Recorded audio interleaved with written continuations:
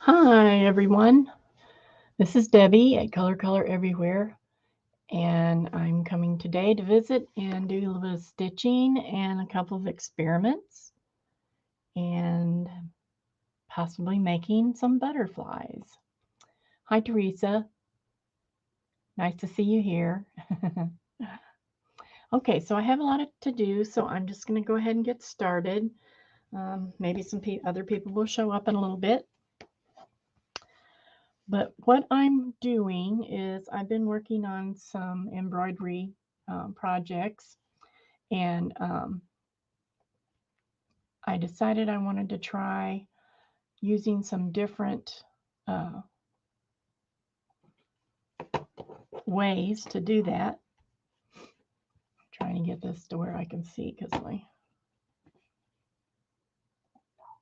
sorry, there we go. Now I can see. So anyway, these are the ones that I've been working on so far. And these are, I believe they are going to be journal covers. And this is all hand embroidered on a piece of lightweight canvas. It's not exactly canvas. It looks more like um, I'm trying to think what it's called. Like a more of a duck cloth, but it's pretty soft. So anyway, that's what I've been working on. So I've taken these pieces and folded them in half. Then I drew the design and hand embroidered them. And all of these are done using number, I believe it's number 5 thread. So it's a heavier weight thread than an embroidery floss. And you just use one strand. It doesn't come apart. It's just one strand. And here's another one with lots of different little flowers.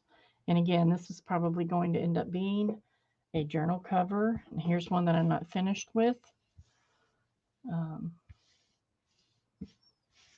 I just have a little bit left to do on it. Had some pink to put on there. And this is actually pink. It looks red, but it's pink. So those are 3 that I finished, or almost finished, and they will be ready to use. what I'm experimenting with is I wanted to see if there was a way I could use uh, fabric markers and Inktense pencils. So it's on the same material, it's on the same kind of fabric. This is done with fabric markers, and this is done with an Inktense pencil and water. So these aren't quite dry yet. And what I want to find out is how hard is it going to be to embroider through and around these once the paint is dry. So that's in the process of drying. And what I'm going to do right now is I want to work on some other covers, other fabric covers that have already had a lot done to them. So let's take these out and look at them.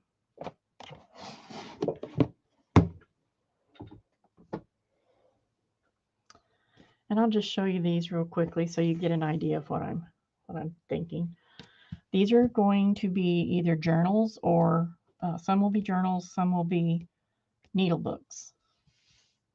So this is the whole size of them. So this is all handwork that I've done. And I want to put some more things on these today. Some beads and buttons and things like that. I can do this when I'm upstairs sitting in the recliner in the evenings because, it's small and I can work on it. And then when I get to the point that I'm ready to do something else to them that requires beads and things like that, I bring them down to my workroom and work on that down here. So that way I don't have beads and stuff all over the place. So that works for me to do it like that. So here's another one. So these are the beginning steps. First, I stitch the pieces all together to close to the size that I want to use. And then I add hand stitching, like here. That's all hand stitched. And laces, like here, and other little things that I find. So you can see this is front and back so far.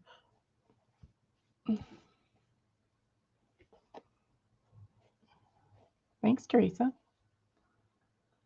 They're fun. They're fun to do.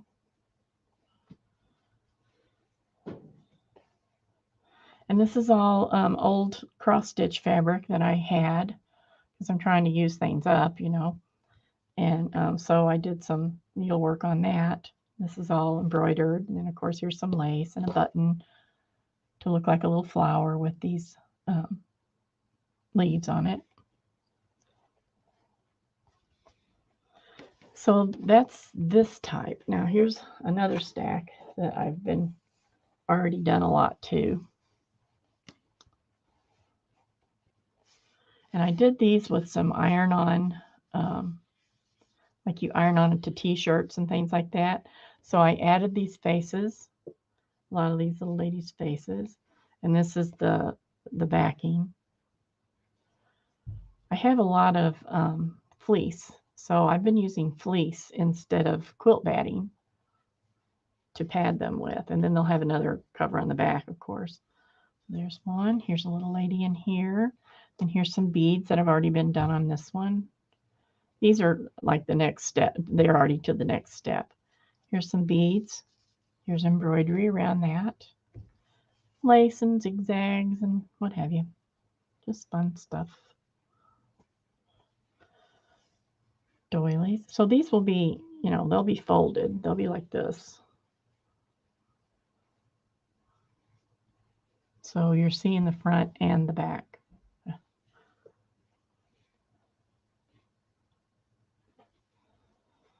Here's some little felt pieces I stitched on, along with some doilies. Fun little things.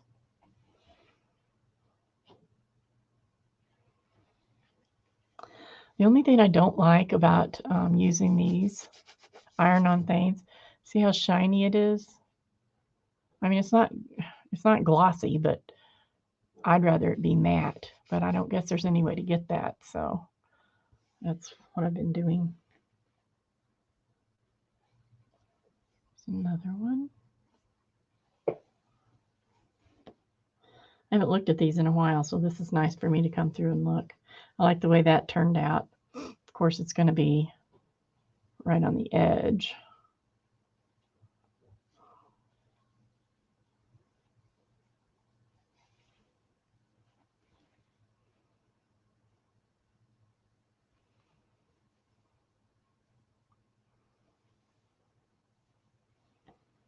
That one turned out pretty.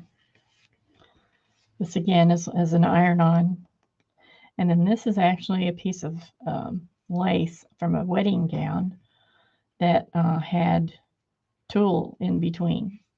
And I just cut the tulle off and stitched it on here. So it actually looks like it's, I mean, you can't, even looking at it really close, you can't tell that it's not actually stitched on there.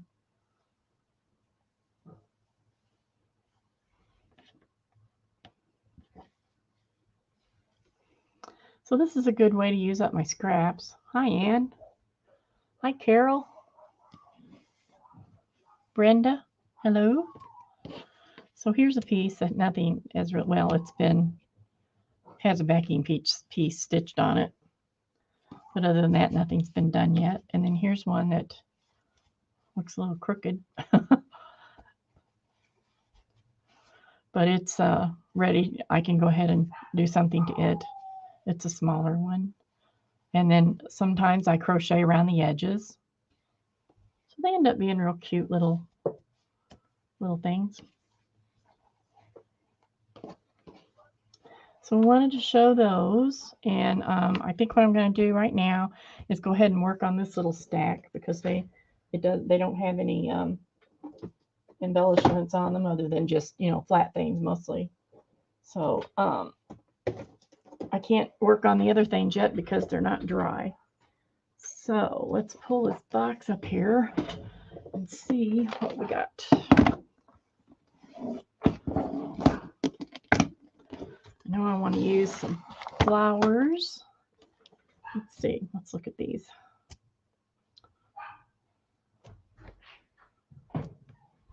These are all basically the same base. The base is the same color, but there's a lot of other things going on there. I want to use some gold on that one. And this box is huge. Hi, Janet. Thanks, Janet.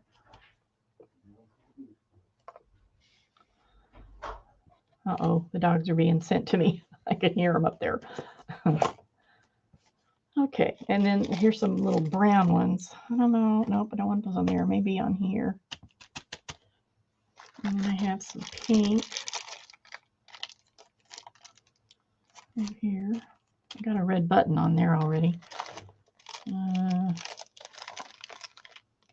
There's some little ones. Might put them on there. And we've got some leaves. Some more leaves. There's some more little leafy looking things.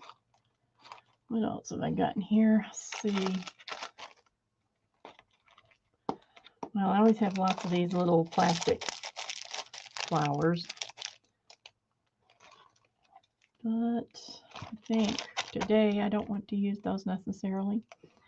What else have we got? We've got pink, a little bit of gold, some more pink, some brown. Already got leaves on here. Got a lot of leaves on there. Let's see. We'll do something on this one. What will it be? What will it be?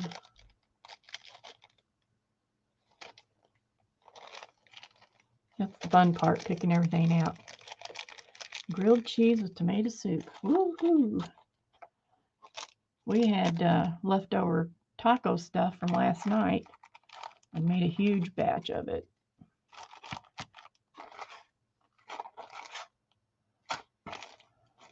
Let's see.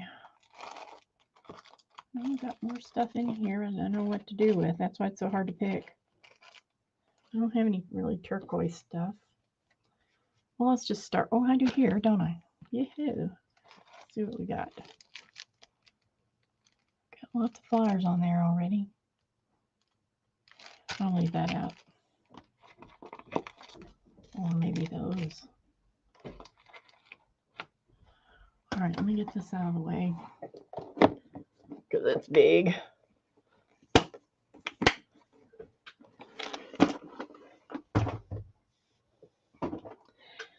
And after I work on these a little bit, I have something I've decided I wanted to do. And that is, I want to make a fabric butterfly and decorate it. So I'm kind of excited about that.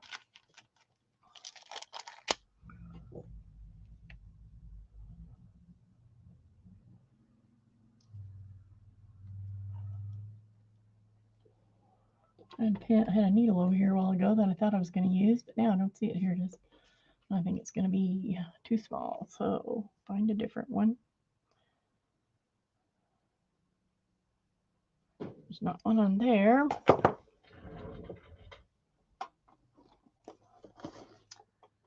You know what they say, when in doubt, look about.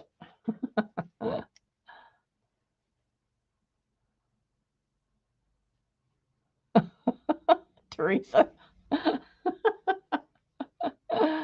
Oh my. I thought Teresa was speaking in tongues or something. Wasn't sure what was happening there. Let's see. Well, don't worry. I got needles. I got more needles than I need, but not the one I want at the moment.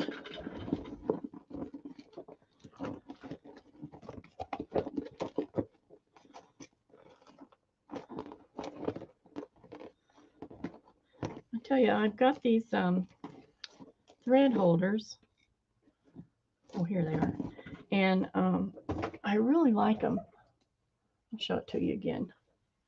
They're these just plastic with holes in them.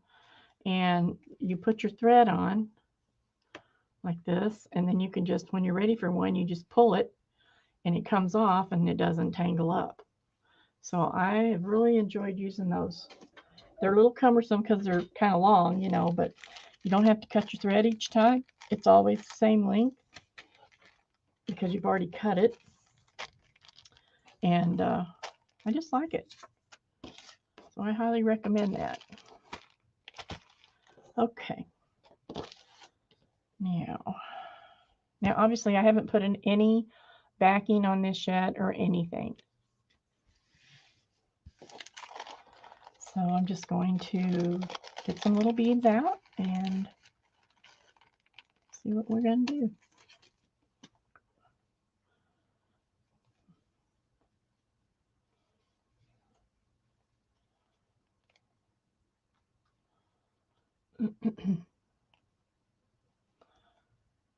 I'm going to have a problem with finding a needle that'll fit this thread I've got. I might just end up using these. I don't know if they'll be small enough.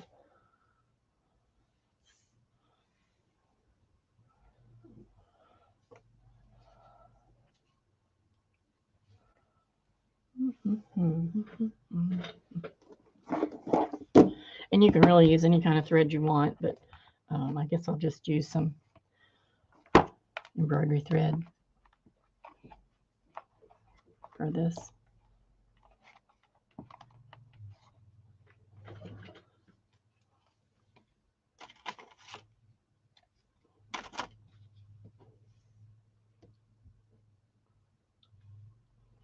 Thanks, Janet.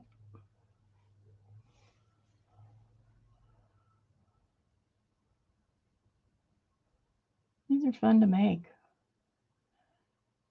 And you know, you can use up your scraps and patchwork it up as much as you want.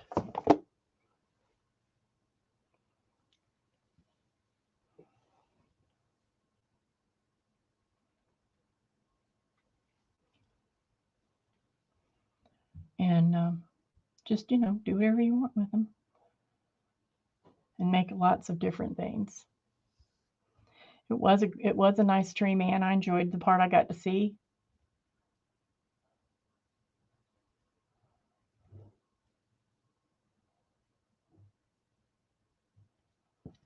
Okay, now I need to find some real beads. I forgot that. Hold on here. Where's my box? Otherwise, they'll just fall off. They won't stay on.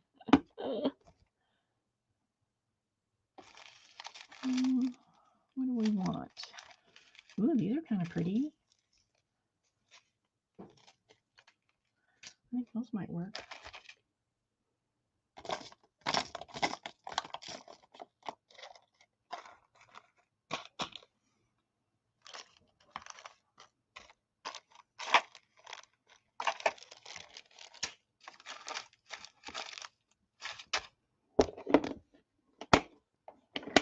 This box is one I just keep here on the crafting side of my space.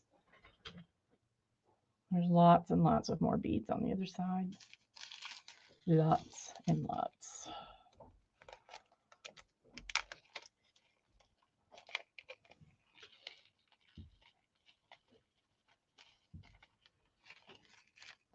All right, now here we go. Now I think I'm going to put them right here on this line. See how that goes.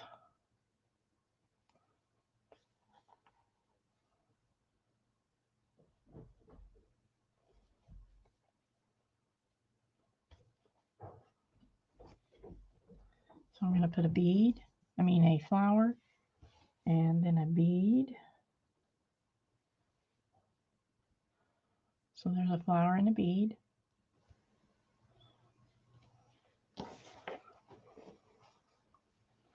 Then I'll come out the bead and then just go straight back into the flower where I had come out and back down to the fabric. And this is going to make the beads stand up straight on there. or well, basically straight, you know what I mean? And I'm just going to put a little row of these.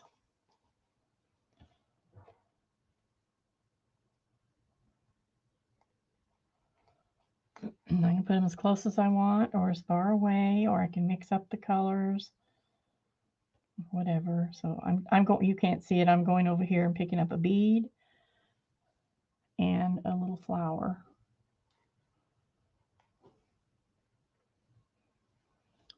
And then skipping the bead and going in the flower.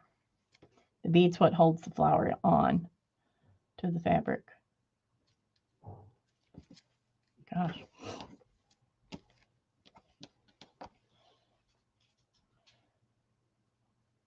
And so you're basically just going back in where you came up from underneath. And then when you, come on, then when you pull that tight, you have a mess. Hold on here. Don't be surprised. This is the way things have been going for me the last couple of days. I guess I could put a hoop on here. That might help. It's okay when I'm doing it just to myself, but when somebody's watching, it's a little bit harder to see what's happening. Here we go.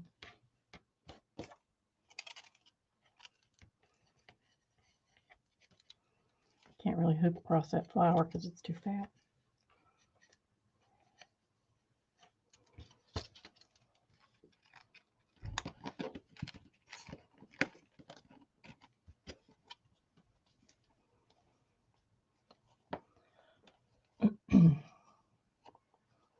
It doesn't have to be terribly tight or whatever. Hi, Angie. It would be gluing on.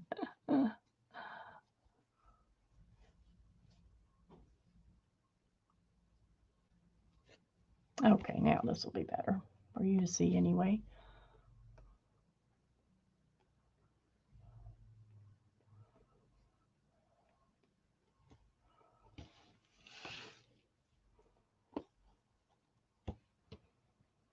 So I'm picking up a flower and a bead.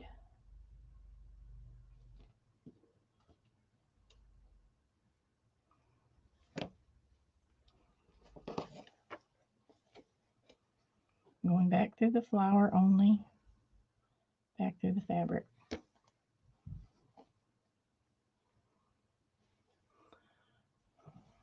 So I'm getting a little row of flowers.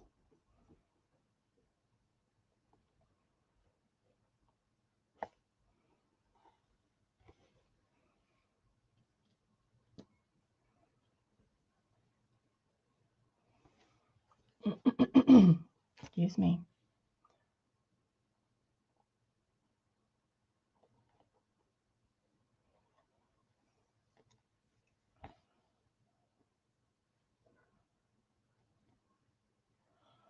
Okay, that's all I'm going to put of those. And then I'm going to take, I'll take one of these.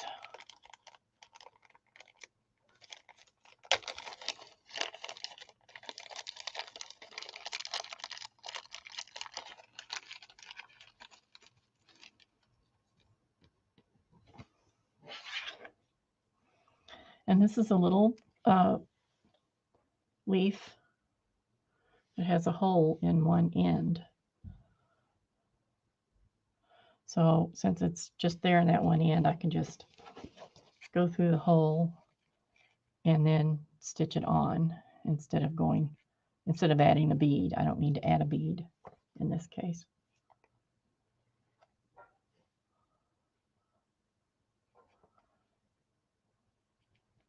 And I usually stitch on one side of the corner where the hole is and then on the other side, and it kind of helps it lay a little better.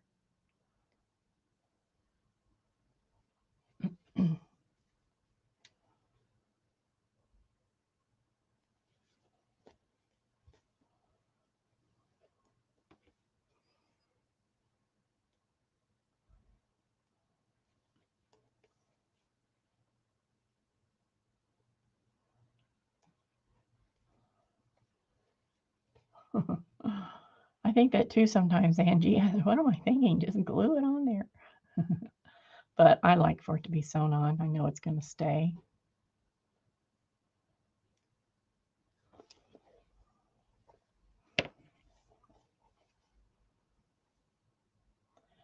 And just put a little knot to hold everything down so I can cut the thread. So I'm just going to continue working on these. And I wanted to talk about remembering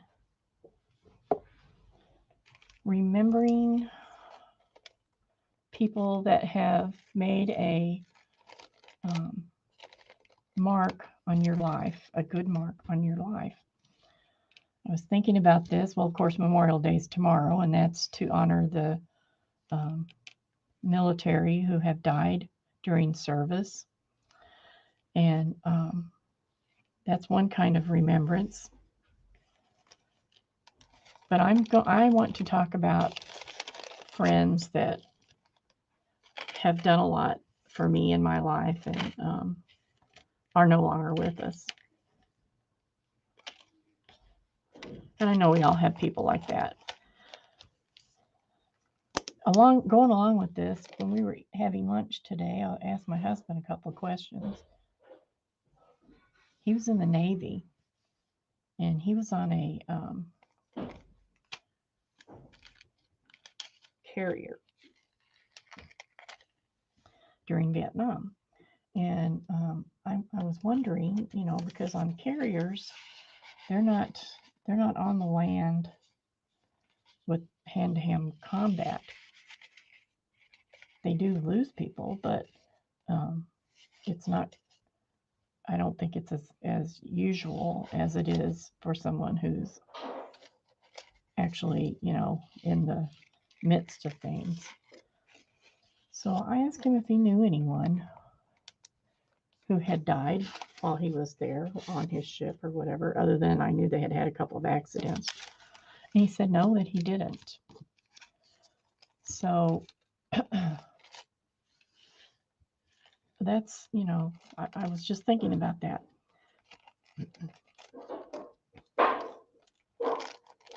We might have a little bit of noise because he's working over in his shop. So be prepared for that.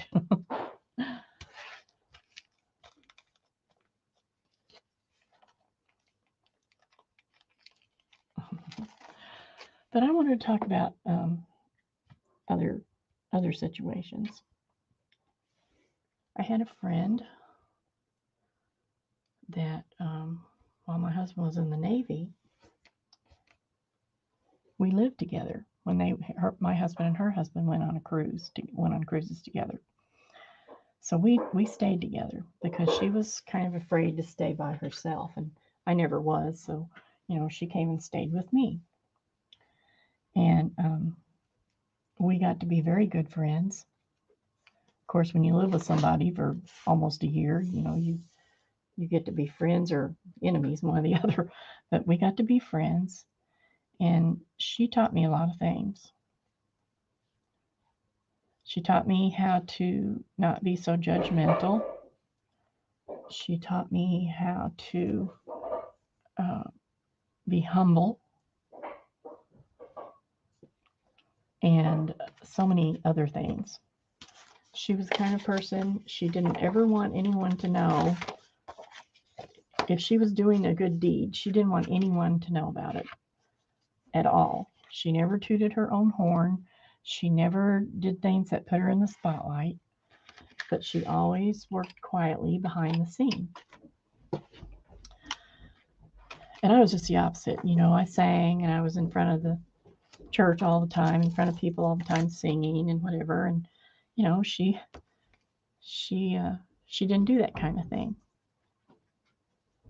It wasn't her personality. And whenever we were staying together, I always did crafts, and she would always whine about the fact that she didn't know how to do anything. She didn't know how to do anything. And one day I just got irritated with her, and I said, "You get over here and sit down. You're going to learn how to crochet. I'm tired of hearing this." So she did. And in later years, she did quite a bit of crochet, quite a bit. She made a lot of animals and dolls and things like that, and was always giving something to someone. She she was very everything she did. She was very much the perfectionist. She wanted to be perfect. Her house, you hear people say that house is so clean you could eat off the floors. Well, hers really was. She was always cooking. Um, she was famous for her cinnamon rolls. If someone was sick, she was always taking them food. She she took care of the babies in the nursery at church for years and years, and always behind the scenes doing things like that, and never really taking much credit for it. She was very humble in everything that she did. We lost track of each other for a very long time, um, and that was my fault because I didn't. I'm not a good mailer. She was always writing letters and sending cards and things like that. And we moved several times, and I'd call once in a while, but we moved several times, and we just lost track of each other. And their phone number was always unlisted, so you know, I couldn't find them that way. It just was a jumble up of abnormal things that happened. We didn't have any problems between us or anything. We just lost touch with each other, and we'd been such good friends. She was really probably, well, I know she was the best friend I ever had, but we lost touch for a while. And every once in a while, I think about it and I think, boy, I sure would like to talk to her. Name was Melba. I thought, I sure would like to talk to Melba, but I didn't know how to get a hold of her because I didn't have that information anymore. So that went on for, oh my gosh, a long time. I'm going to say from like 1981 maybe until about 10 years ago maybe. So it went on for a long time. And I had lost this recipe for a chocolate pie that I used to make. And I can't remember anything like that. So, but I couldn't find it. I'd lost it. I'd looked for it, looked for it. So I had a big box of stuff out in the garage that had never been unpacked from when we had moved. And I thought, I'm going to look in that box and see if that recipe's in that box. It was a big box of papers. Most of it was trash, because it'd been in there for so long. And when I found the pie recipe. When I got to the bottom of the box, there was an old Rolodex. So I thought, oh, who all's in here? Because it was like from the 80s. So I got to looking in there, and sure enough, there was their Rolodex at the very end because their last name starts with a W. And I thought, there's no way they'd still be here at this address and this phone number. But I just decided to call it. So I called it, and as soon as she heard my voice, she said, Deborah. she's, she's from Memphis originally. And she said, Deborah? And I said, yep, it's me. I couldn't believe it. She was still there at that same phone number all those years. They had moved one time, so they were still right near where they used to live. They were still going to the same church. They still had the same phone number, which was amazing. And it was just wonderful. So once I got in touch with her, there was another friend that we hung around with a lot when we were in Key West, Florida. And I hadn't spoken to her in a long time either. So we got in touch with her. Melba said, oh, here's Sandy's phone number. So I called her. Well, both of them ended up coming here where we are in St. Louis. So we had a nice reunion weekend, and it was really very nice. And Melba ended up having breast cancer, and she passed away a couple years ago. So I used to go and visit them. Just me, go and visit with them. Because, my husband was working. So I'd go for 2 or 3 days and visit in Jackson, Mississippi is where they were living. And it was really wonderful. So I think about her often. And like I said, she's one of the people that taught me an awful lot of things that I didn't learn growing up because I didn't have that kind of guidance that she had in her life. And I learned a lot from her. And I miss her. So that's my story about Melba. I'm talking more than I'm sewing. Sorry. But it was great that we found each other again and had that little bit of time together that we could be friends again.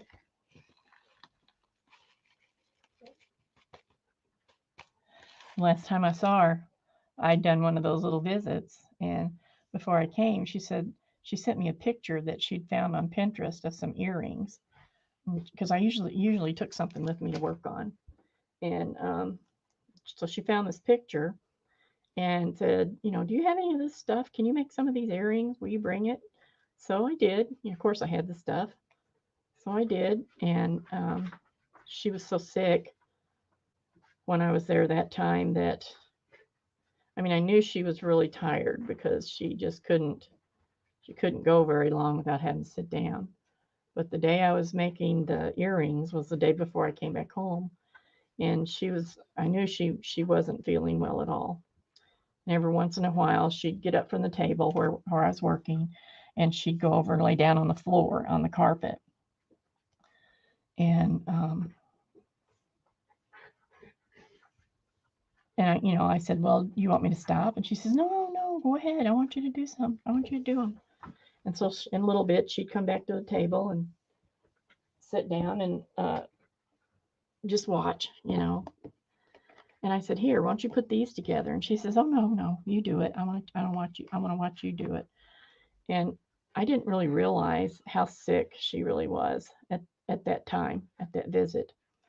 And it was only a few weeks later that she really started getting bad. And she had decided she'd been through all this stuff with the hospital and the doctors and everything, and she was just tired of it. And she was ready to go home. So it was a very short time after I visited with her that she passed away. And so my last picture of Melba is her standing at the end of the driveway, waving to me as I was leaving. And I just had a feeling, that might be the last time I got to see her. And it was. It was. But she wasn't afraid. She was very satisfied with what was happening.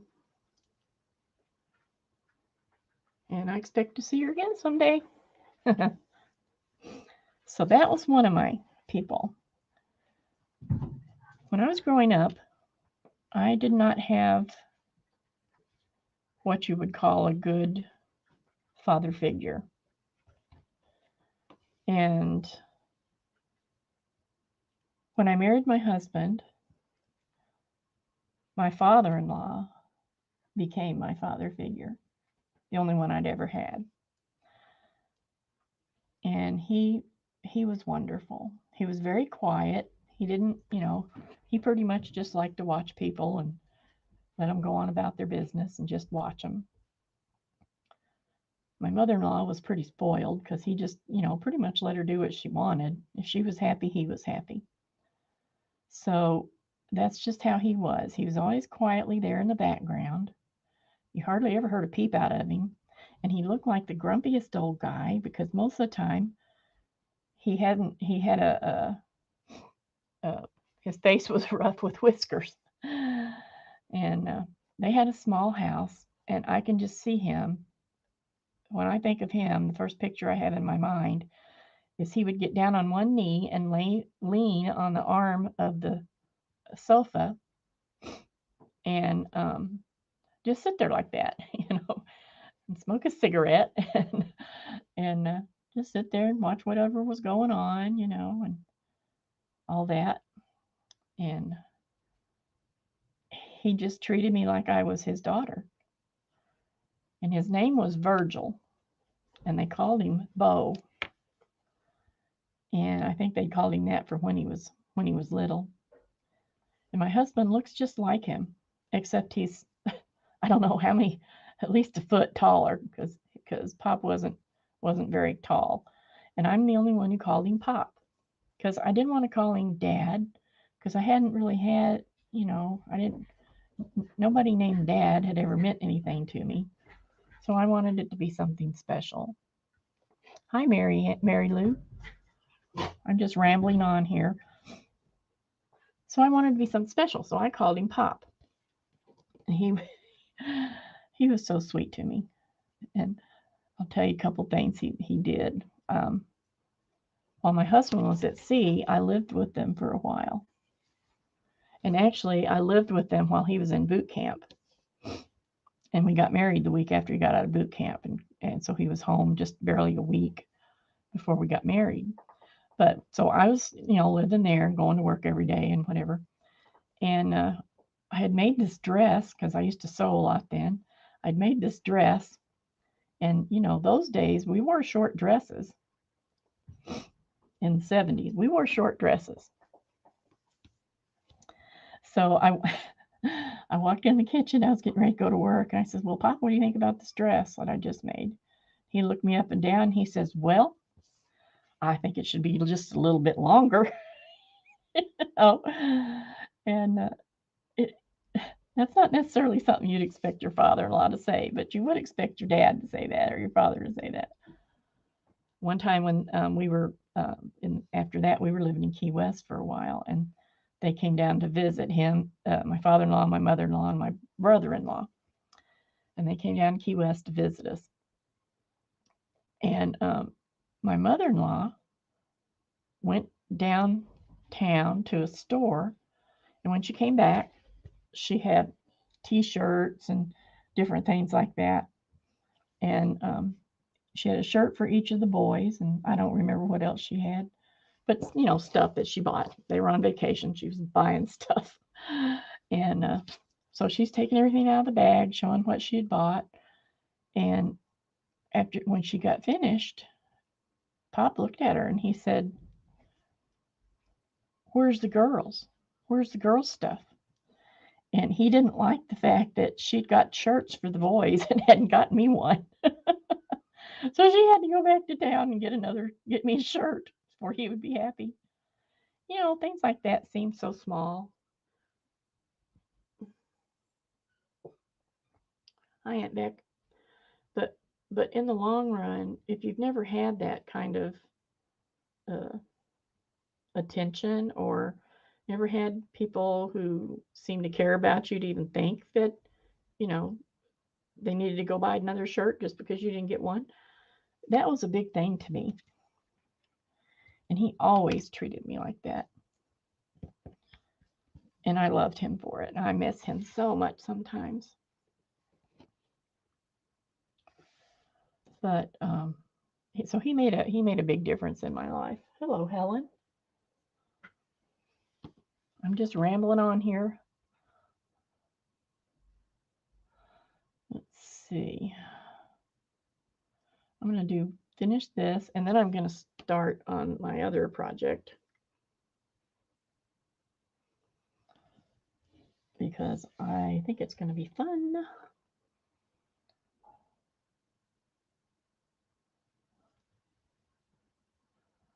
So those are two people in my life that meant a lot to me, taught me a lot of things.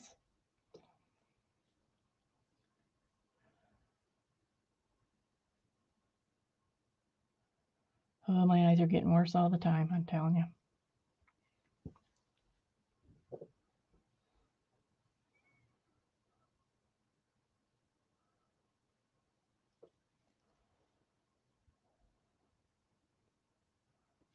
He was sweet, Mary Lou. He didn't like to go shopping or anything like that. He liked to sit and watch the people. He could sit and watch people all day. And he was very smart. He with math and things like that. He was very smart.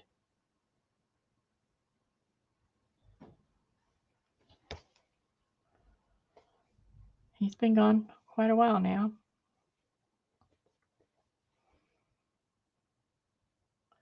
Now, my mother-in-law, I have to say something about her. She was a mess. She was the life of the party. If someone was telling jokes, it would be her right there in the middle of it. And she loved to fish. She loved her kids.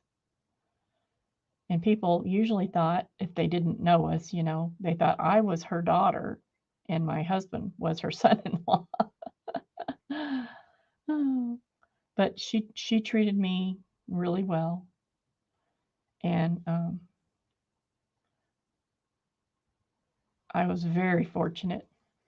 I used to be embarrassed when people, because people sit around, they talk about how bad their mother-in-laws are.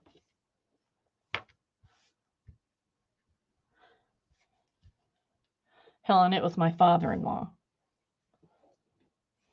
It was my father-in-law. So my mother-in-law, she, like I said, she was the life of the party. She was always being goofy, doing something silly. And Pop, he'd just sit there and watch her and shake his head. But she loved to fish. And some of the best stories about her, I think, were fishing stories. And when I think of her, I guess that's the first picture that always comes to my mind. Seeing her sitting on the riverbank fishing. She was the noisiest person. She'd get up 5 o'clock in the morning. She'd be in the kitchen banging pots and pans around while everybody else is trying to sleep. Next thing you know, she'd be out in the backyard digging worms so she could go fishing. She was something. She could be hard-headed, but she always supported me. And I appreciated that. My husband got a lot of traits from his dad. He is a real gentleman, and I know he learned that from his dad.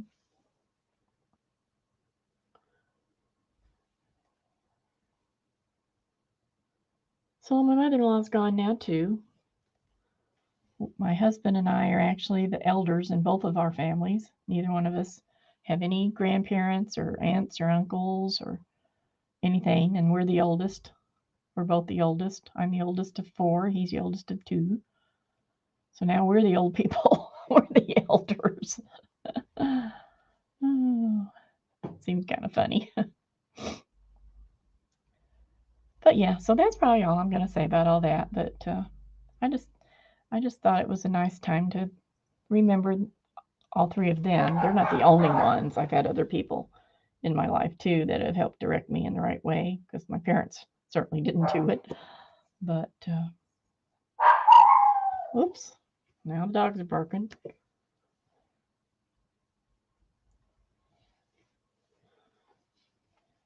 This is looking real cute.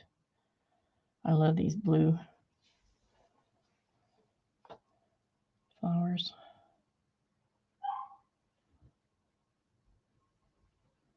They're very pretty. I don't know what I'm going to do when I run out of these flowers, because they're real hard to find. I guess I'll have to buy them online, because our local bead store closed. So I can't actually go in and find them. But I know what I'm looking for, so it's not a big deal. But I haven't needed to buy new ones in a while because I haven't been doing any beading. Hopefully this year I'm going to do some more beading. So there, whoops, that one's loose.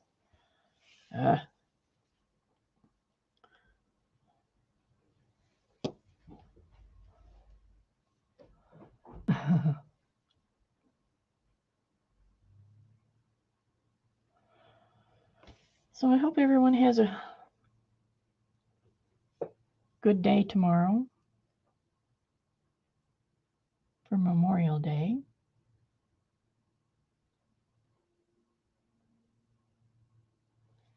Well,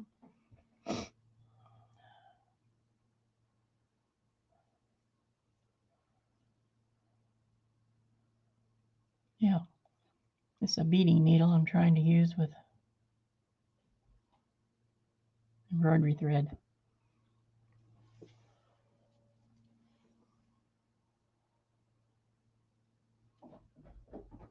Come on.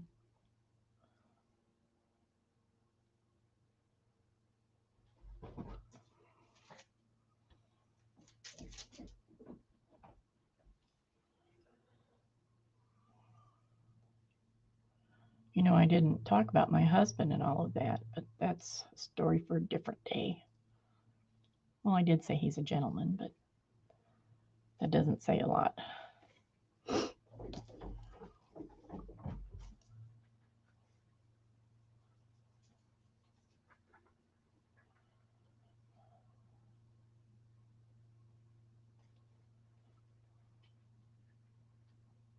I bet this doesn't go through.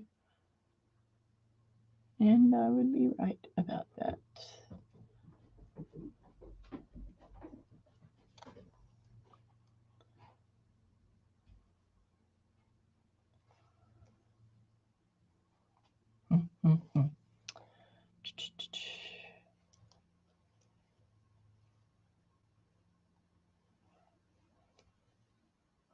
You're crocheting hats. Ooh. Oh, thanks, Helen. I think I have an appointment this week to get them switched. They hold up pretty well, but then they grow out, so you can see where they've grown out. All right, you little flower, you're on here for good. For good or bad, you're on here. So, all right. So, that looks pretty cute.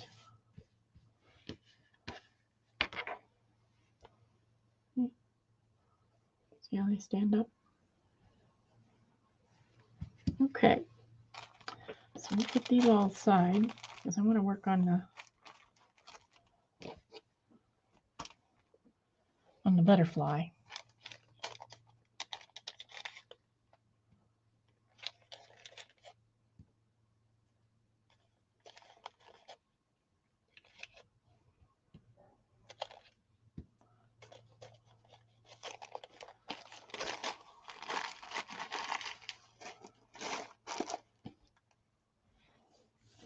Needle and a needle. All right, so where did I lay it? Oh, here it is. I got little piles all around me here. So I want to make a butterfly. Here's a drawing of it.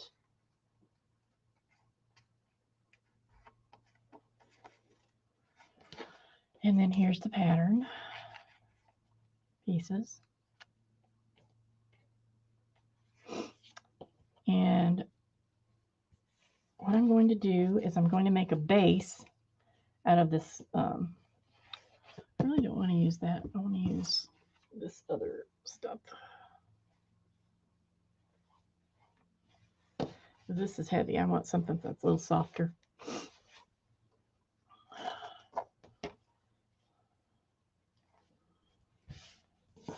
So what I want to do is make a base piece. And I just drew how I wanted it to look. And then I took one and I cut the whole piece out so I had the shape. And then the one where I had drawn, I'd cut the pieces apart to make the pattern. Get down here where you can see. So all these little pieces go on here. So now I'm going to cut out the pieces. And I'm going to use this to make the base of it. think that's what I want to do. No, I'm not going to do that. I'm just going to lay this here for a guide.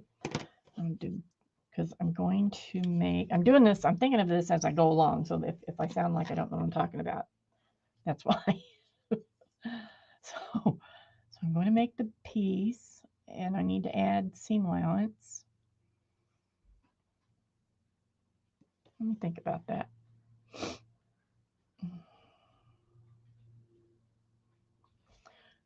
I think I just want to make it so that if you're not going to see the back of it. So I'm going to use this for the base. So it needs to be, I think it only needs to be this big, because I think I'm going to, it doesn't need to have any seam allowance, because I'm going to do a blanket stitch around the edge, I think. And this wing, this is the wing, this wing right here will be loose so that, you know, it's not a solid piece. Excuse me. So that it's not a solid piece and actually looks like a wing. But this is going to be the base of it, and then I'll have another fabric over the top of it.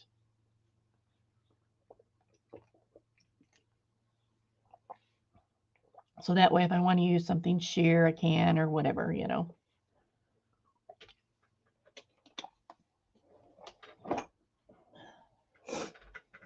Sorry.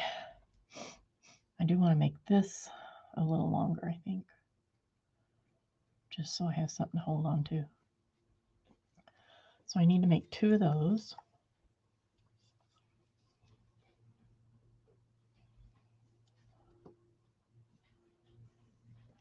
And I have to make them in opposite directions. One for one side, one for the other.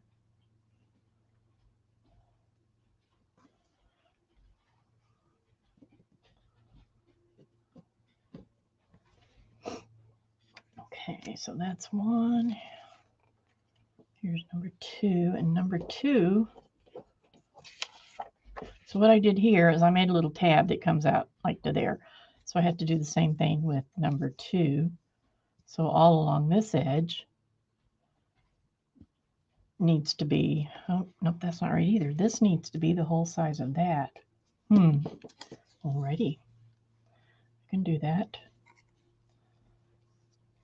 Is that right? Yep. Come on, cooperate. So this piece needs to come out sort of like this.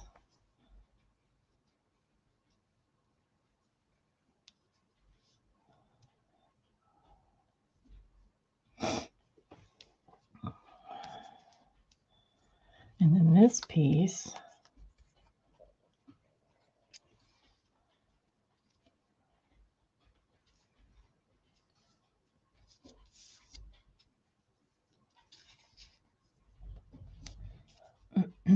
will need to come like so. Okay, I'll do this one over here. I'm just making another piece of pattern because this isn't exactly what I wanted to do. So this will come like this. All right.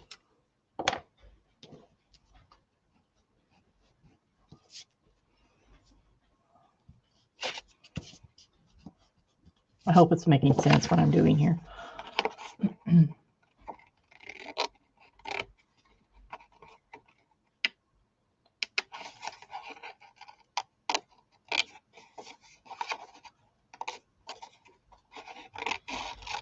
So there'll actually be 3 wings on each side.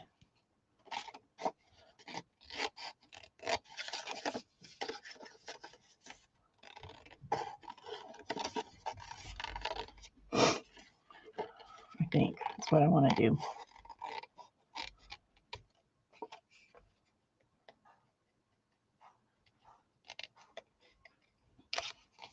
Okay, now let's see.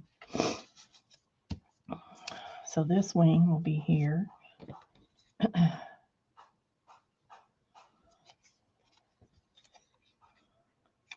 This wing will be here. And this wing will be here. So they'll be layered like that, if you can see that. So we already did number 1, and this ends up being, this is now number 2. Number 2.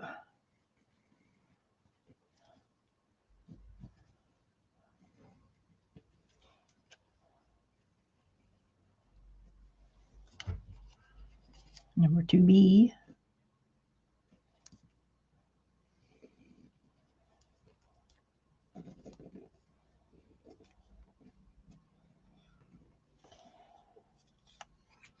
Number 2. And number 3.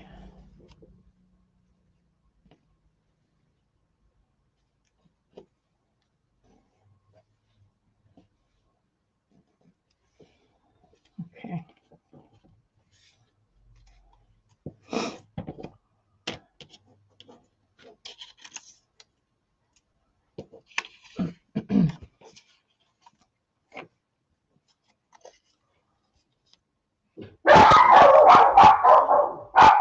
Sorry. Somebody got excited. And there's 3. Okay, so then I need the body, which is really tiny. How am I going to do him? I think I'm going to, okay, I know what I'm going to do. Draw the line.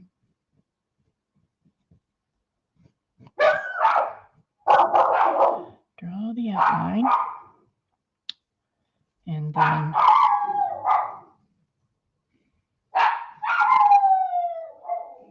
can you hear Cammie? She's learned that she knows how to howl.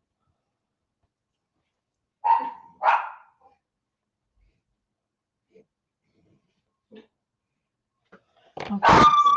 Cammie, hold on. Let me mute for a second.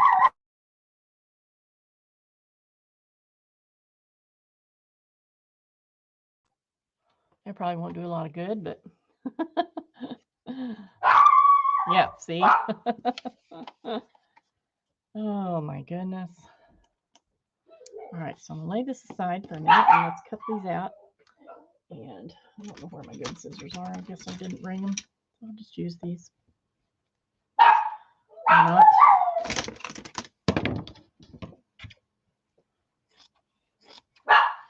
Cammie. Come here, Cam. Come here. Come see me. What are you doing? What's she doing?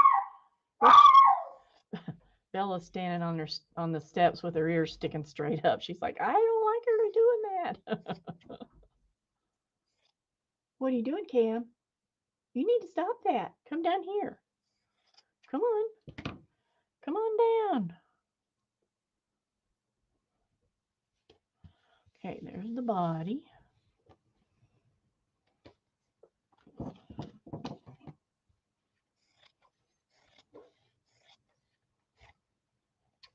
I might be sorry I didn't use that heavier canvas. I don't know. We'll see.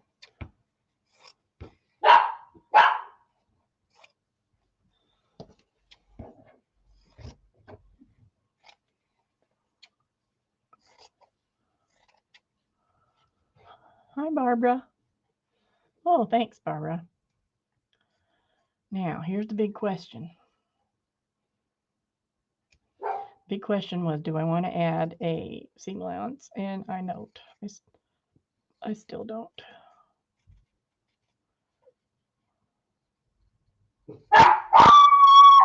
No, forevermore.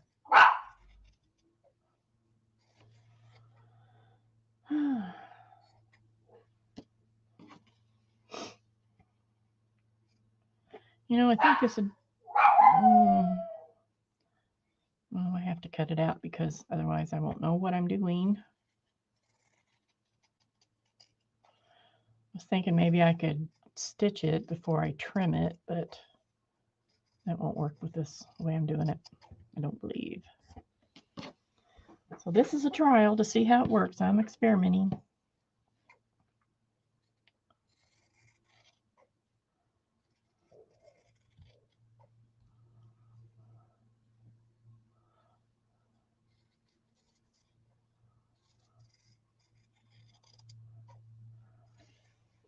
So yesterday afternoon, there was a big trip to the sand dunes again with another group of people. So they didn't get back here till, it was probably 7 o'clock or 7:30. So I stayed here and made tacos and stuff for everybody to eat, and a fruit salad, which turned out really good. One of the kids couldn't have eggs or peanuts, so I had to think of some kind of dessert I wanted to make some kind of dessert that didn't have eggs or peanuts. So fruit salad sounded pretty good. So I always put watermelon in it, and I had all the other stuff, bananas and grapes and strawberries and orange or mandarin oranges in there already. And I split the watermelon and started scooping out, watermelon balls, scooping it out in balls. And I did 2 of them, and I thought, I want to taste that. So I took a bite. Oh my gosh, it was terrible. It was so bad. I was so happy I hadn't put a whole lot in there yet, and I just scooped out what I'd already put in, because I only put 2 balls in there, and threw it all away. It was pretty bad. So we just had it without any. Ooh, that'll be pretty. Without any watermelon, and it turned out fine. It was really good. We ate the last of it today. When we got home today, we didn't go out and eat. We just came home and had what do you call it, tacos. And they were pretty good still. I'm digging in my bucket o' scraps to see what I could find.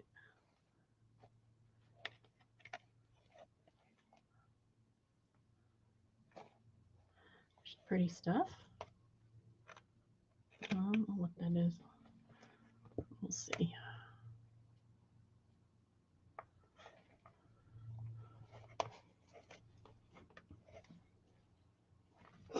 So let's see what I got here.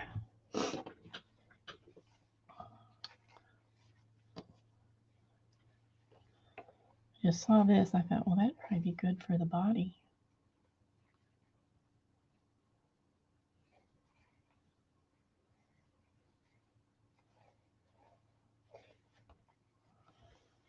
This is a piece of, I don't know what it is. It's either really heavy pants, but I think it might be a upholstery remnant or something.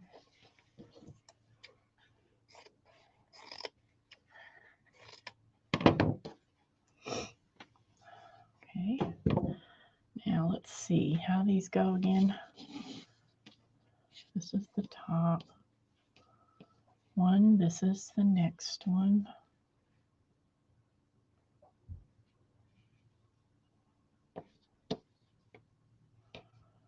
This is the bottom one. Right? I think that's right. I guess it doesn't matter. It can go either way I want it. I think that's what I wanted though. Okay, and then we got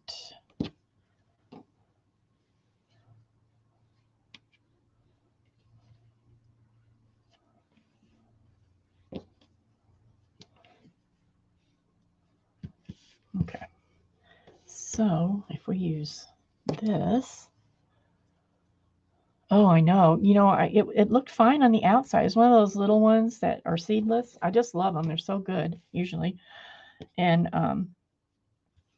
it didn't look bad on the outside at all. It looked fine. But boy, oh boy, it was horrible. I just dumped it right in the trash.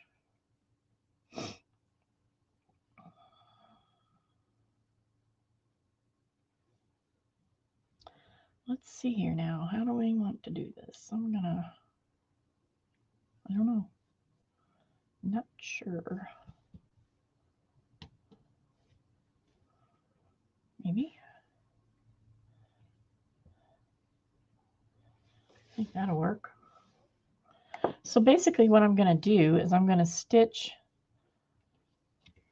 the fabric onto the canvas, or whatever this is. It's not canvas. It kind of looks like canvas, but it's a lot thinner and has a softer hand to it. Okay, so there's the middle wing. Look at this. Oh my gosh, this will be pretty. I don't know. I might should save this for a whole butterfly. That would be really pretty. Nope, I'm going to do it on this one. I have some left.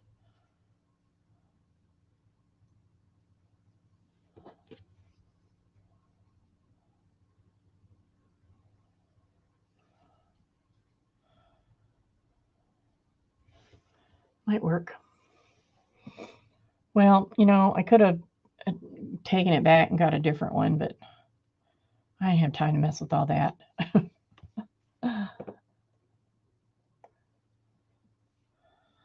There was enough stuff. I just went ahead and made it.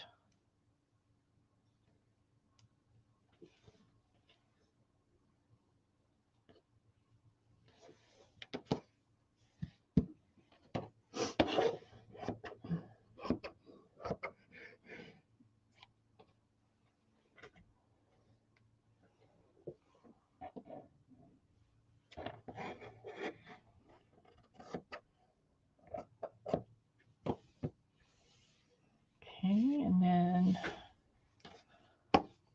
this is a piece of wired ribbon.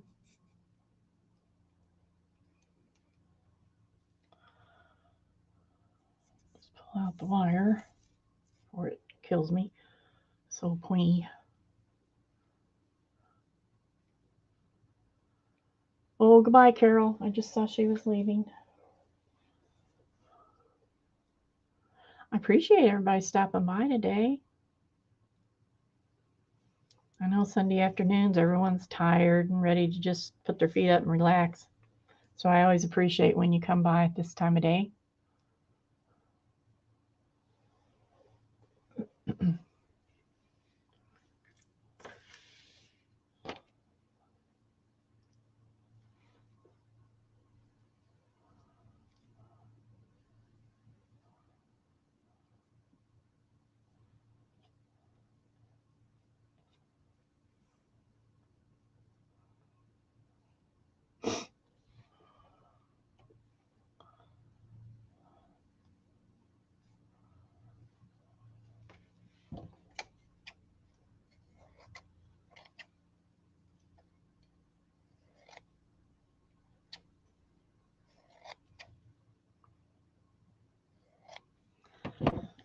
Okay.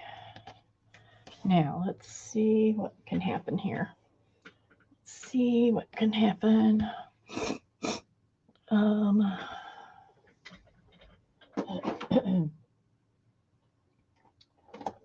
Figure out what kind of thread I'm going to use.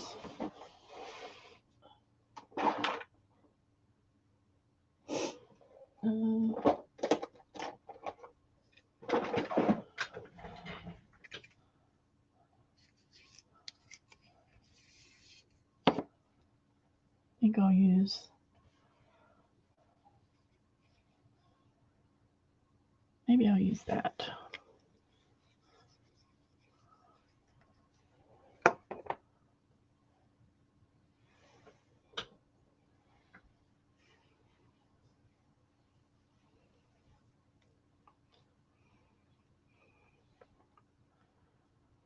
Well, we ate almost all, I made 3 pounds of ground beef last night for tacos and opened a couple of jars of salsa and all that stuff to go with it, you know. And so we ate the last of it today for lunch. There's just about a cup of meat left, which I'll probably eat for lunch tomorrow.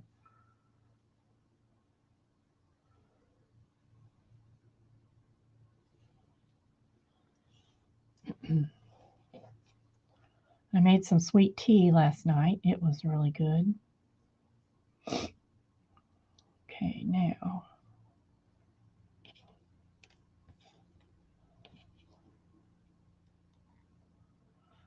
I'm so fumbly today. I was the same way yesterday. Everything I touched, I dropped. Just happens sometimes.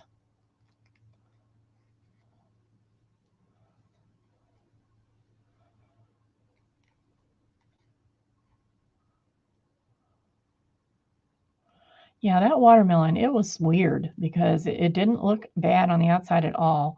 But on the inside, it was kind of like if you pushed, once it was sliced open, if you pushed down on it, it was almost spongy.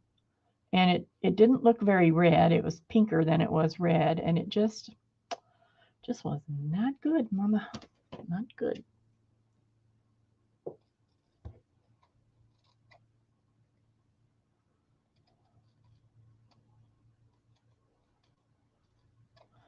I've been wanting to make some animals like where it's like a person, a human body, but the head is an animal. I've been wanting to make some of those. But I don't know when that'll occur. Okay. So what I'm going to do, because this is small, I don't want to have to stitch it and then turn it right side out. So I'm just going to, it's going to have kind of a textured look to it.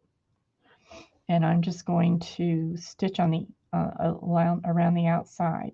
And if it frays, I don't mind.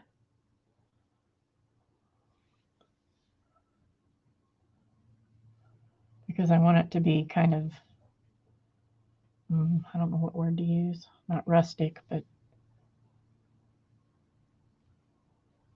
not pristine, So I'm just going to do a little bitty blanket stitch all the way around each piece. I think it'll work. I don't know, it might not work with this fabric because it's really, it's like a, well, you can see through it, but it's kind of got, I don't know if you could tell, it has a little bit of iridescence to it. Can't really tell on the screen. Hi, Kimberly. Kisses back at you.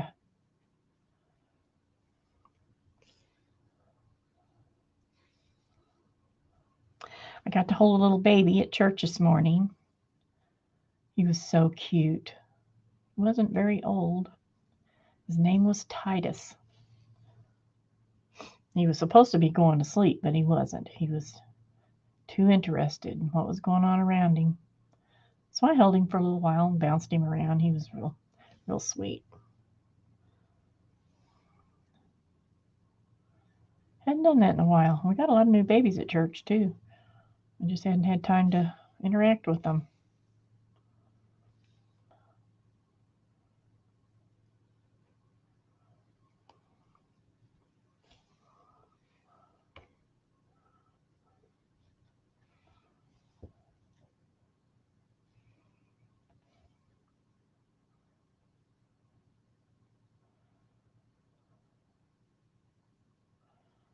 I tell you, I can't get hold of things today. Very well.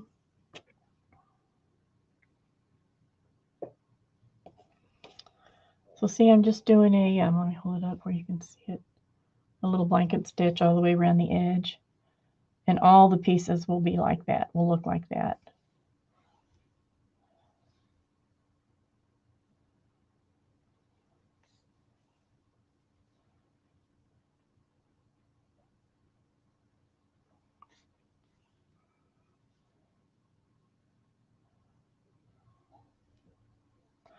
If you're interested in doing one of these, go look on Pinterest.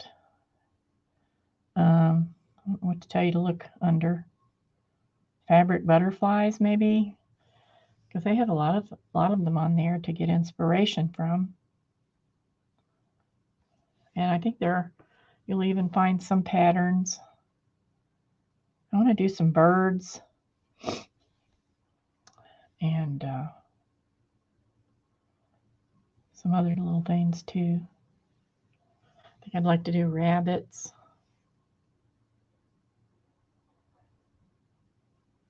Definitely birds, though. I've wanted to do some of those for a long time. Uh-oh. What happened? What happened?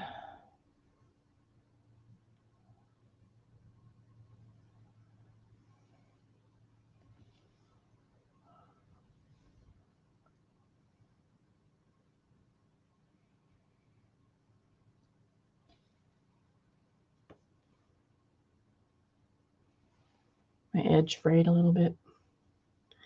And I'm thinking I may have to go afterwards, put some fray check on here too, just to be sure on this more delicate stuff, especially.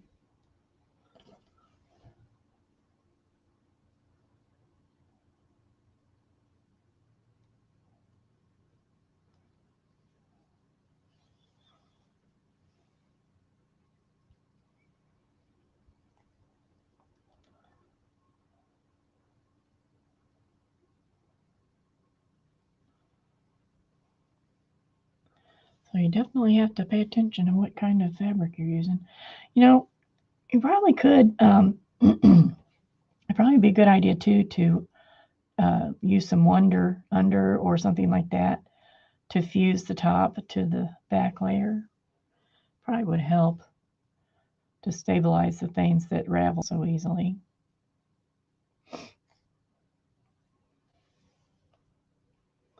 Not enough water. Oh, for the watermelon, you mean? We usually get pretty good ones here. That's the first bad one I've had in years and years ago since I had anything like that. But that one, whew.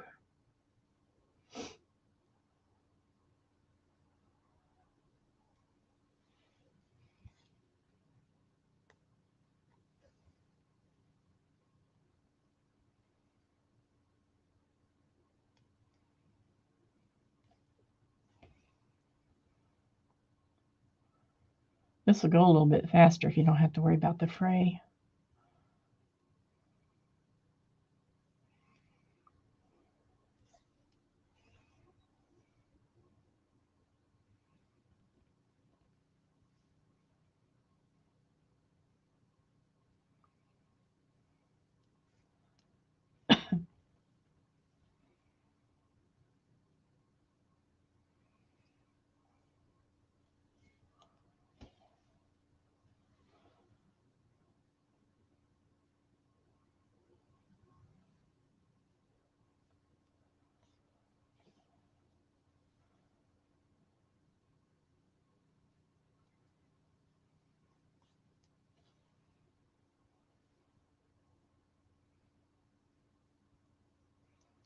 I've been working on my farm journals. They're coming along. Got the signatures sewn in and a lot of items, at least where they're going to be, and there, and some things already glued in and what have you on the pages. So it's getting there. Both of them.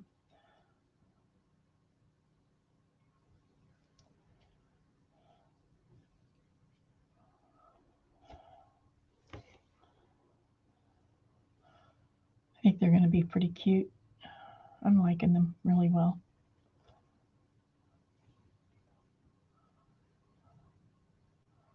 Okay.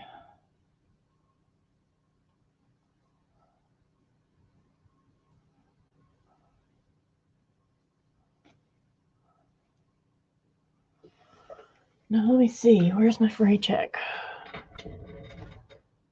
Oh, I bet it's on the other side somewhere.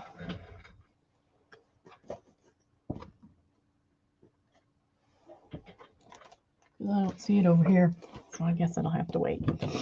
Okay, so there's one.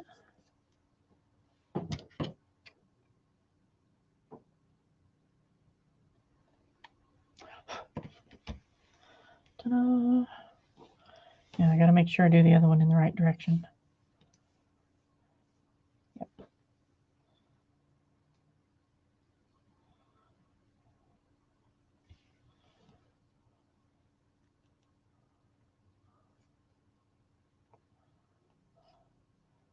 Does everybody have big plans for tomorrow?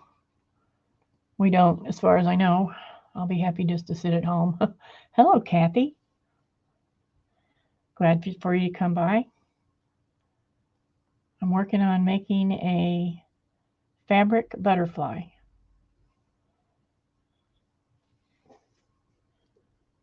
It's an experiment.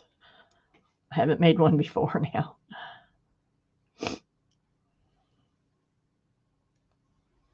Oh.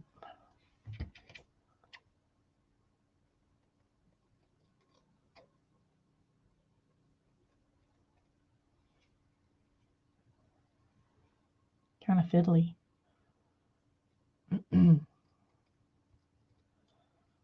I need to, I made a doll a while back, a steampunk fairy doll. She's quite tall, and she is close to being finished, but she's not totally finished yet. She still needs wings and shoes or boots. So I think before long I'm going to get that out and try to finish that up, because I have someone I want to gift it to. And I can't do that until it's finished. So that'll motivate me, hopefully.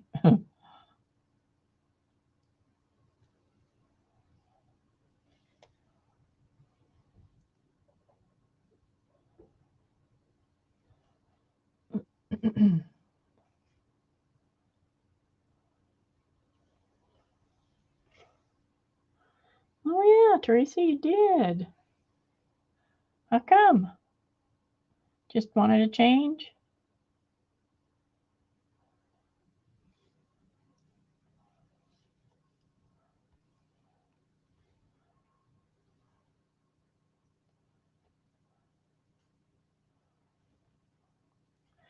I should have started one of the other wing. I mean, the other part of the wing. I think so we could see what one whole wing looks like. I think I'll do that. I'll just put this one aside for now.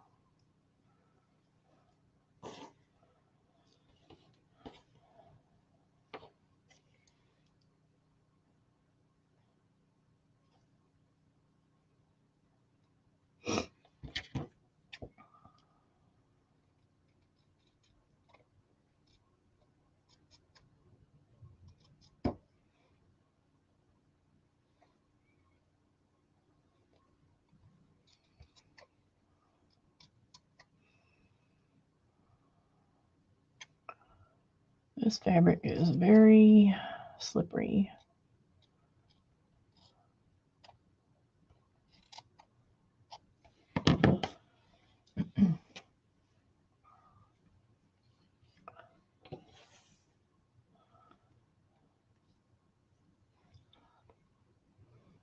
Oh, huh. Are y'all related? You and Cheryl? Or just buddies?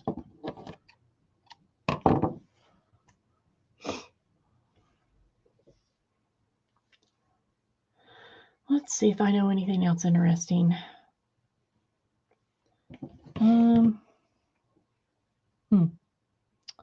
Must not.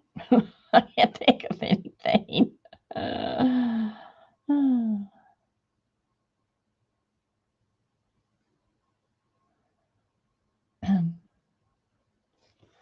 I started watching this program on TV, which I hardly watch TV much anymore. I'm always watching YouTube or something, or listening to a book. Anyway, I was watching this program on TV the other day. It's called Outer Range. It's kind of weird. I've only watched the first two parts of it. Does anybody else watch that?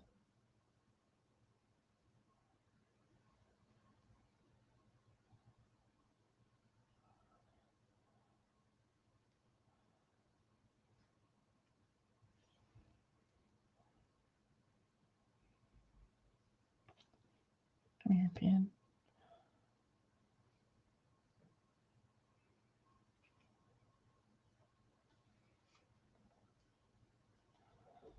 I finished listening to a book that I was enjoying, a series. Has more in the series, but the rest of them I had to pay for.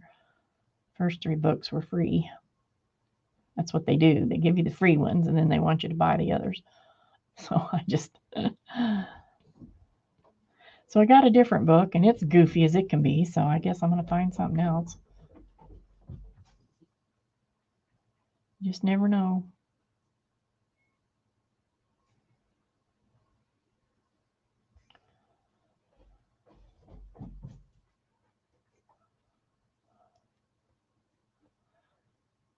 No, not Outer Banks. This is called Outer Range.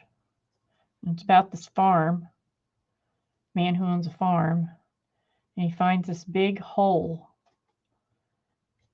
out in one of his ranges of his farm. And all these weird things start happening. And that's about as far as I've gotten. I can't decide if I don't watch any more of it or not.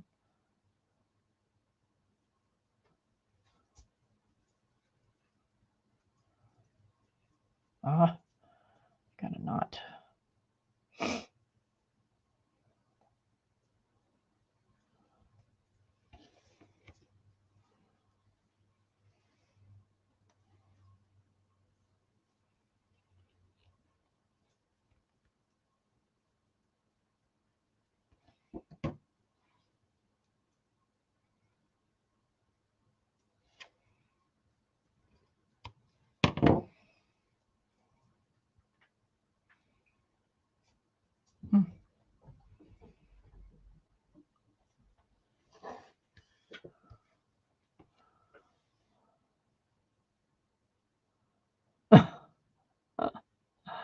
A rattlesnake.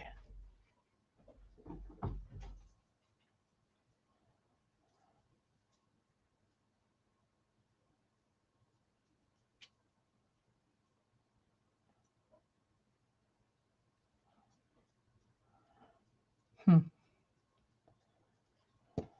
always wonder where people come up with the ideas that they have for stories that are like science fiction or fantasy or whatever, you know.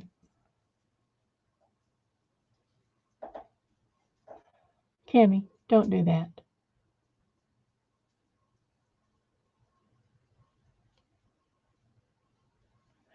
We have new neighbors. When we moved in here,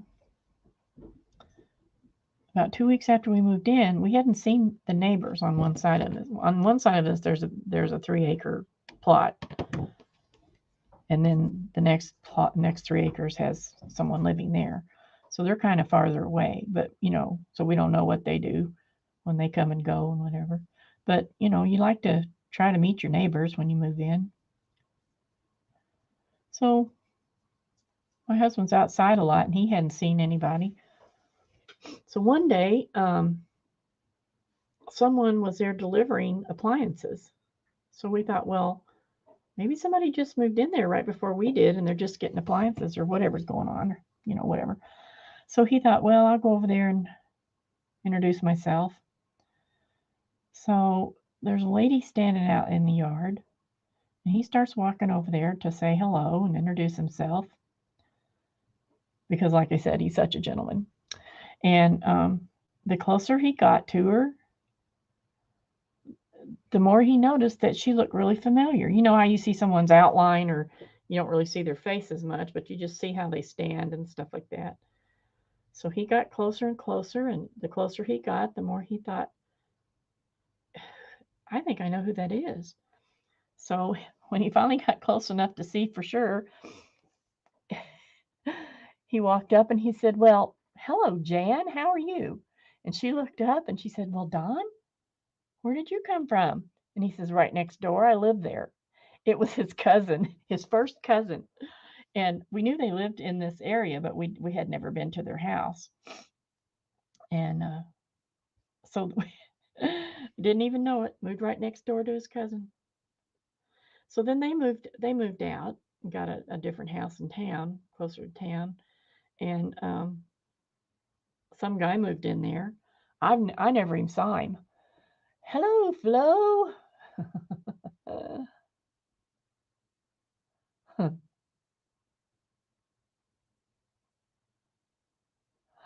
So so he just apparently he must have worked nights or something because he was never there in the daytime that we knew. I mean, he was never outside during the day, so we think he was like sleeping, you know. And so he just put the house up for sale about a little less than a month ago, actually, for a much higher price than he paid for it. I know that for a fact. And we could do the same thing, but then we wouldn't have any place to go because all the houses are so expensive right now. So, so anyway, so now he sold it and they've already moved in, just moved in. So I think it's just a couple, maybe our age or similar, you know, no kids and stuff. So I hope the dogs don't drive them crazy barking because they're not used to somebody being over there. I haven't met them yet.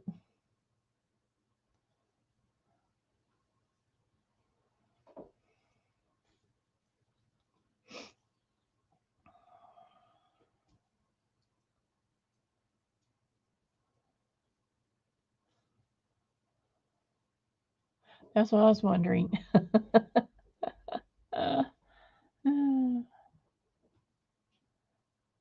well, that's a new one on me. I don't know what that means.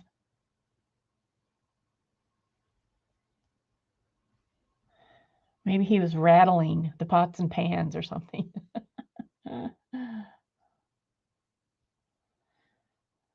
We'll have to ask her about that next time we see her.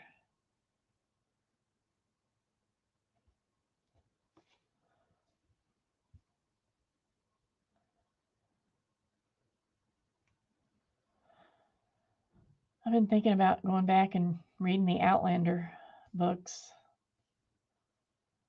I read them all a long time ago. I've still got them on my audio books.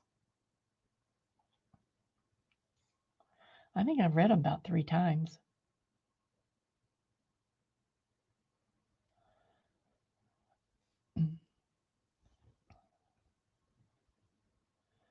And I like to read the Pendergast books. Has anyone read those?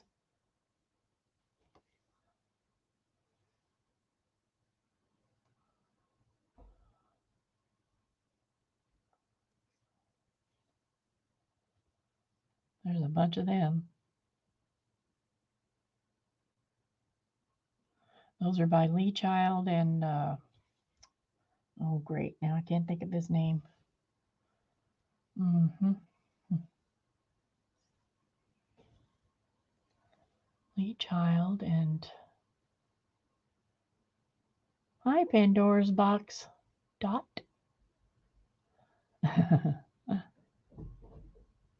Thanks for coming by. I'm just kind of sitting here stitching and chatting. I'm trying to make a butterfly. It's taking a little longer than I expected, but that's all right.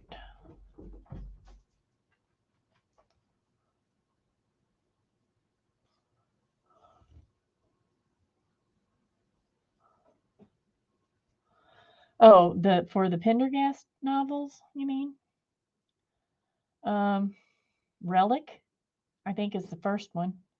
They made a movie about it, but it wasn't anything much like the book because they left out the main character, which was pretty stupid. Let's see, Relic. I gotta think of some of the other ones. Gosh, there's bunches. Lee Child. Let me look that up because I can't now I don't know.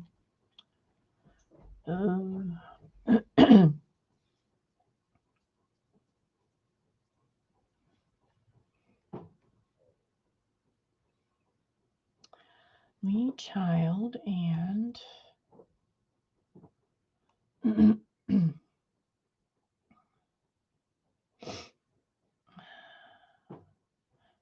if I've only got like 400 books on here, it's wonder if I could find anything.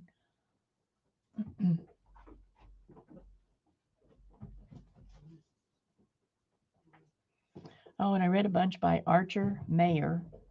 I listened to a lot of those. Dean Koontz, he's my pretty much all-time favorite. I like him a lot. He's pretty different about a lot of things, but I like the way he writes. Sometimes it can get a little weird. Where are my books? Down here somewhere.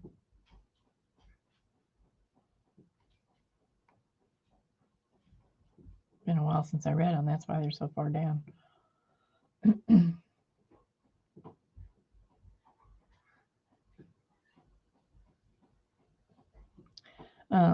The books about Odd Thomas by Dean Koontz are pretty good.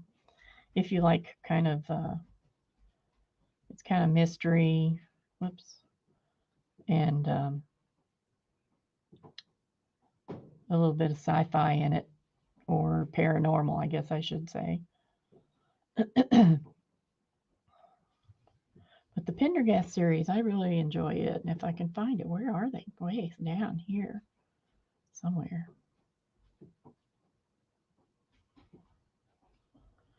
Um,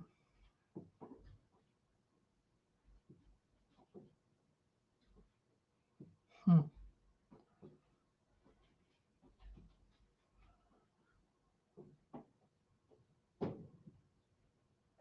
I like David Balducci most of the time. Here we go. Preston Child. No, Deep Sea, that's not him. That's one of those. Da-da-da-da, getting close. Da-da-da. Maybe. I have too many books on here.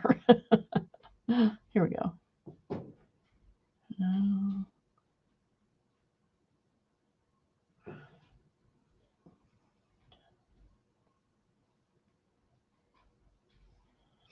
It's Douglas Preston and Lincoln Child, and it's their Pendergast series. Renee Auberjonois, I'm not saying that correctly. He did a lot of their reading on these books, and he's since passed away. Here's a bunch of them.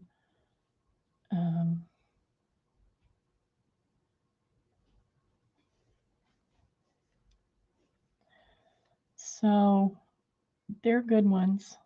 They're a good combination.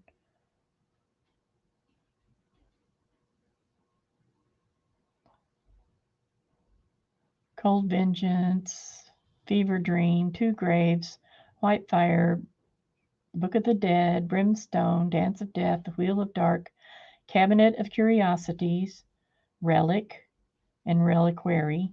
Those are the first. The Relic is the first one, and from there on, it's all about this detective with the FBI named Pendergast, and he's very strange. He's a very strange character, but very interesting. So I just liked it really well.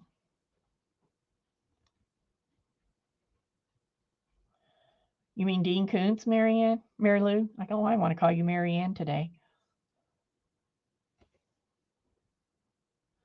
Yeah, Dean. If you want to start reading Dean Koontz, start with The Watcher, or The Watcher, or The Watchers. He has dogs in his stories quite a bit. That was the first one I read, and it really got me hooked. And I've read. He has a lot of books, and I think I've pretty much read them all, except maybe the last one or two that I haven't done yet. But Odd Thomas is if you like that kind of stories, it's a good one. And it's a series too. It's one of the few he has that's a series. And I don't know, there's like, I don't know, 7 or 8 or 9 in that series. Yeah, Dean Koontz, he's one of my favorites. Some of his books get a little too uh, I don't even know what word to use. Some of them have a little bit of sex in them or something really gory. It doesn't seem it seems to go along with the story, but still sometimes it bothers me a little bit. But most of them don't. Most of them are fine. But there's a little paranormal in them and um, what have you, if you like that kind of thing.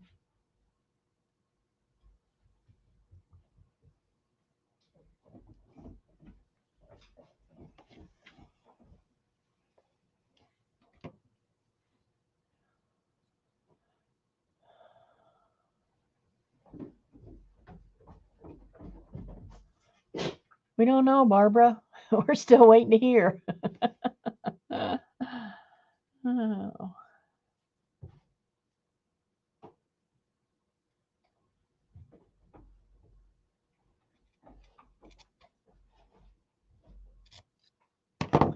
We don't know. I have a feeling this is not going to get put together before we're done. But I'm liking the way it's looking.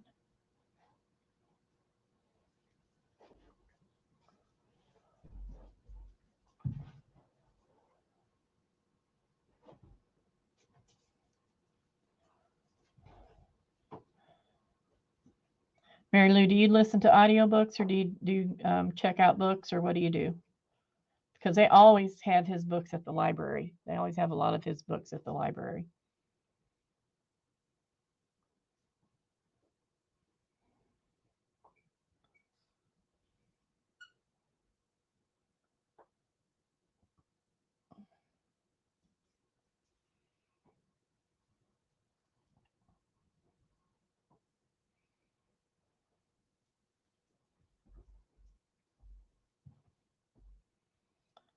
Okay.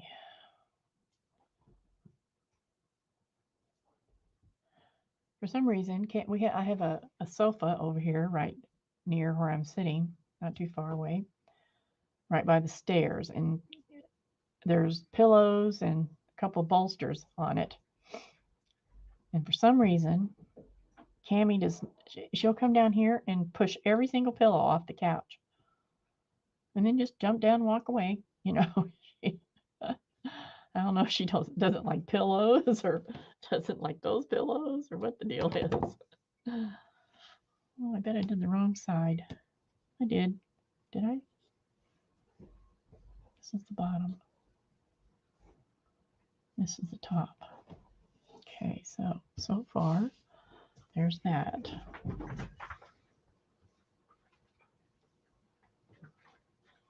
Oh, I can't do that, Barbara, because then I'll have to go find what I missed. I have to search back through it until I find what I was trying to read or trying to listen to.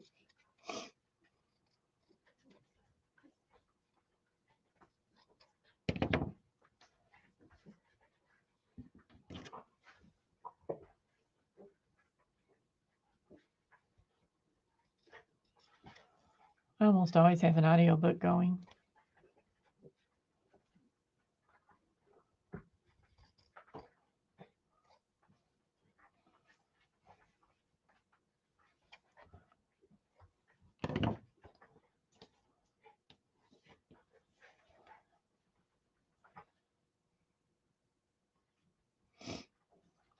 Because then I could do something else while I'm listening.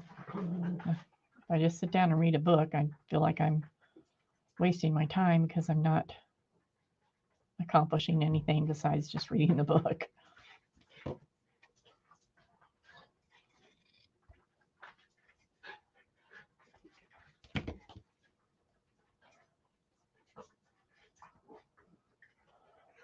Right. Yep. What's bad is when you put that on when you've gone to bed and you fall asleep and then you wake back up and you hear a little bit of it, then you fall asleep again and you can't just figure out where you where you left off for sure.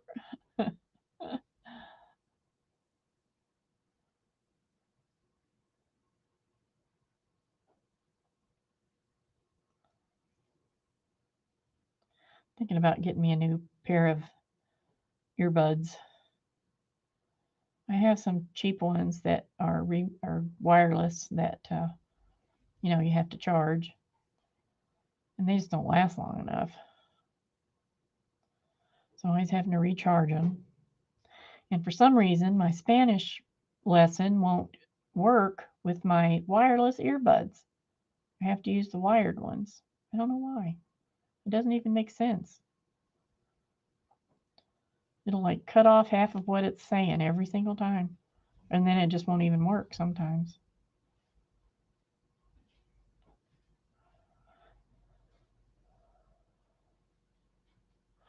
Well, some of the stuff I read is a waste of time, Barb. I'm sure it is, but I'm just reading for the enjoyment of it. If I'm studying something, I have to do a whole different route. I can't study something while I'm, you know what I mean? I have to read it and make notes and all that kind of stuff.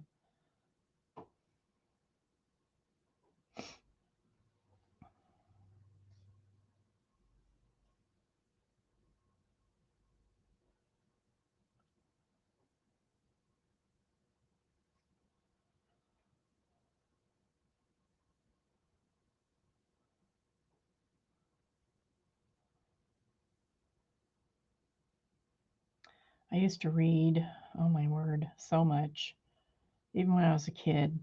That was the only thing I really could do. I went to the library on Saturday. I got like 20 books and went back the next Saturday and got 20 more. I read all the time.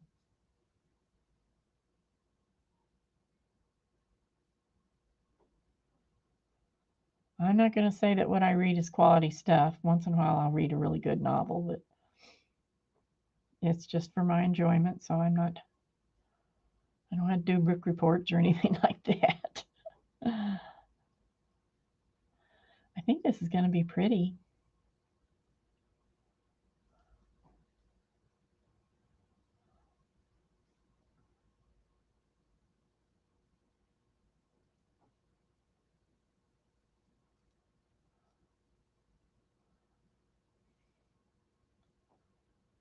Mm,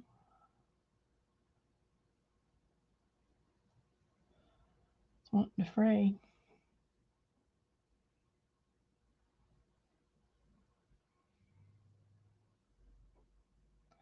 I'll have to put spray check on all the edges, I think. Would probably be the best thing to do. And they'll be protected.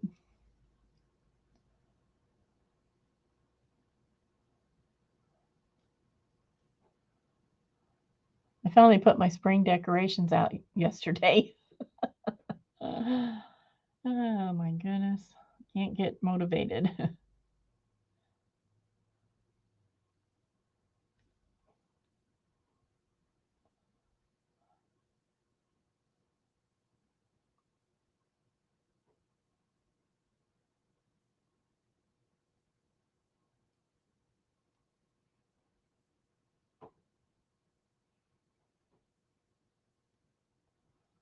I put out some bunnies, some birds and mushrooms and stuff like that.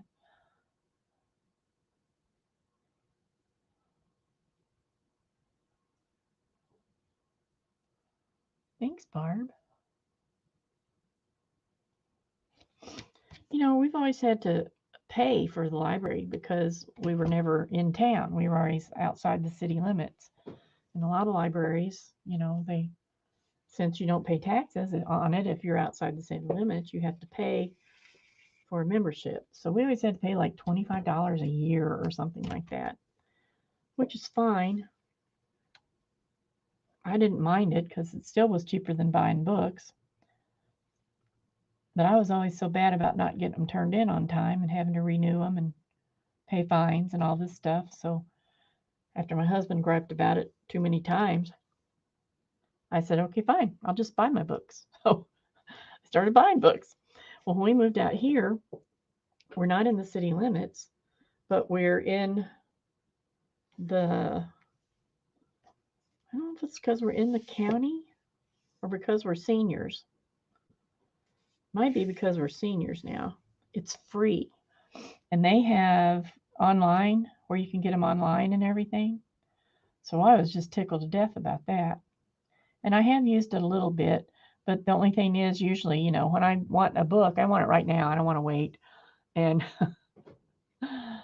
so with the library, you have to wait sometimes. Sometimes there's books that are available, but mostly the good books that you want aren't. You have to wait your turn.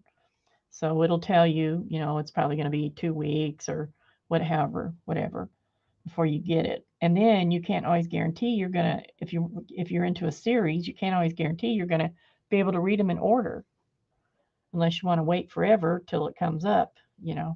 So I like audiobooks. I've had it for a long time, Audible, and I really like it, and it works well for me. And now they have a lot of free books you can get. They're not always the quality ones, but sometimes they're good ones.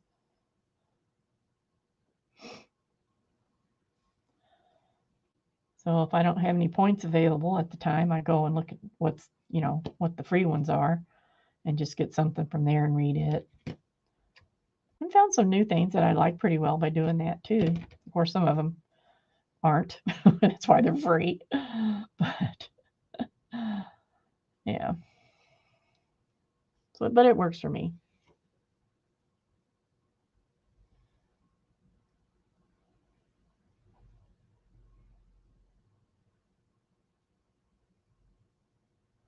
Oh, Barbara, I like that. I do that too, but I look it up. Yeah, I look it up on my phone and screen print it. So while I'm, reading the series, I know where I'm at and what's next. Especially when you get these people who've got like 40 books. That's a lot.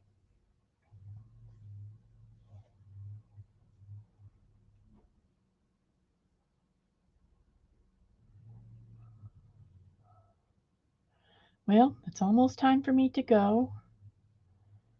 I have no idea if Mary's coming on or not. But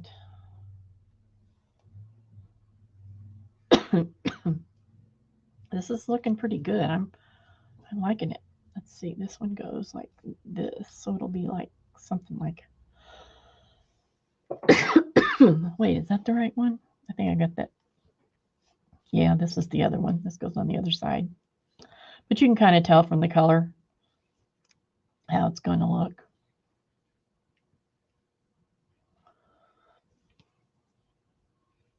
It'll be about this big. And then I'll have the black body in the middle. I think it's going to be pretty. I'm making a butterfly. See, these are the wings. But this one actually goes over here. I did the wrong one. But I'm just laying it here so we can see how the colors look. I think they'll look nice.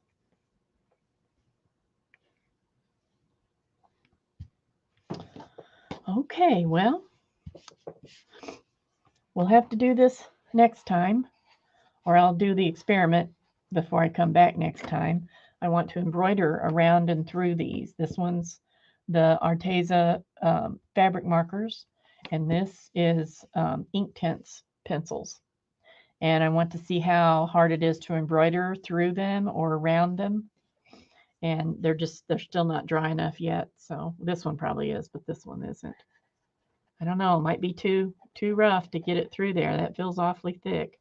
So we talked about that at the beginning, and then we did a little bit on the covers, these covers. Whoops. I added some things to these covers. So I have those to work on still. And then I started working on this butterfly. So I'll bring it back next week and show how it came out if I don't do something before then. And I want to thank everybody for coming by. Um, like I said before, I appreciate it. I know that everybody has things to do. So I hope you come back again and visit and see the butterfly all finished. I'm excited about it. So I guess that's all. Thanks for coming. Bye bye.